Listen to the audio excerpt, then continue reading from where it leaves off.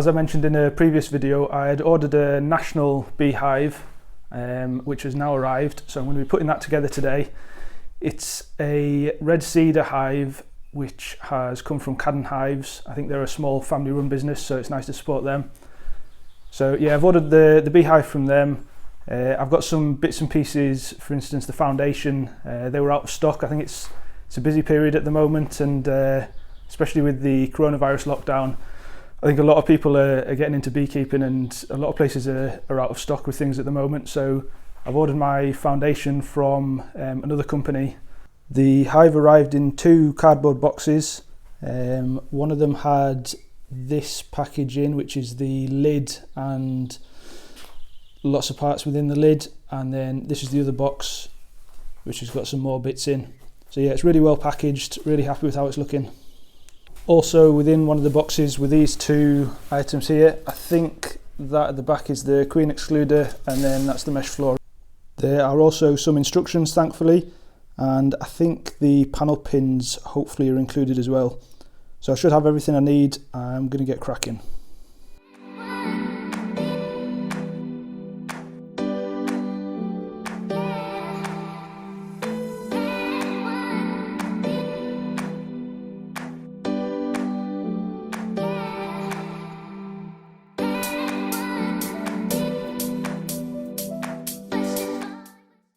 I've been trying to decide whether or not I should glue the joints. The instructions say that I should glue all the joints, and I think there's sort of 2 schools of thought on that, in that yeah, they probably are better glued together, but at the same time, if you just nail them, it means you can potentially take them apart in the future if you need to fix stuff.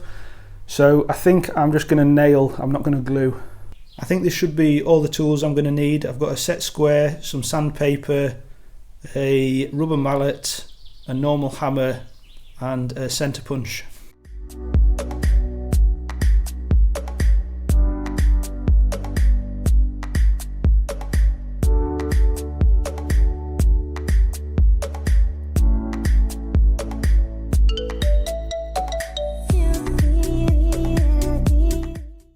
I'm getting there with the brood box now. I've got it pinned together in the corners, and I just need to make sure I get my runners the right height so that my frames are level with the top of the box, and then I'll use my set square just to make sure everything's square, and I'll put the final pins in.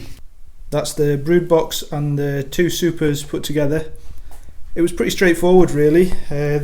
Once you've done the brood box, the supers go together in exactly the same way, they're just a slightly different size. Yeah, so I'm pretty happy with how it's gone together so far. This is actually the first time I've seen a beehive in the flesh. Obviously that's not ideal. I would have ideally gone along to my local beekeepers association, and I was intending to do like an introductory beekeeping course basically, but obviously with the coronavirus that's all been cancelled, so I'm going it alone. I have been in contact with beekeepers though, and they've been giving me a lot of advice, so yeah, so I'm feeling pretty good about it. Next job is to put together the floor and the stand as well.